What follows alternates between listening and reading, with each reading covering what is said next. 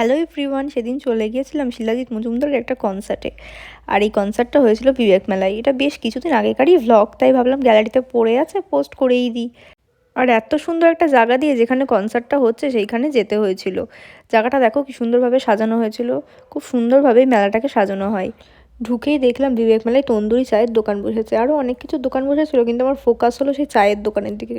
শীতকালে একটু চা খেতে ভালোই লাগে, তাই ভাবলাম একটু চা খাওয়া যাক। আর চাটা খেতে সত্যি খুব সুন্দর ছিল। চা আমার অল টাইম ফেভারিট। কোথাও গেলে, বিশেষ করে শীতকালে, একটু চা না খেলে যেন মনটা কেমন লাগে।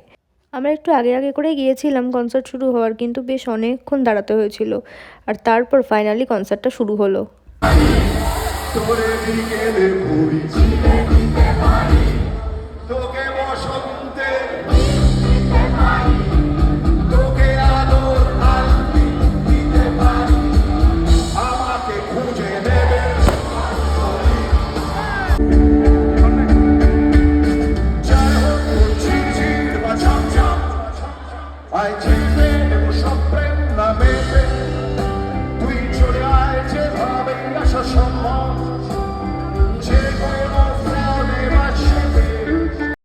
আর তারপরে আর কি, কনসার্টটা শেষও হয়ে গেল।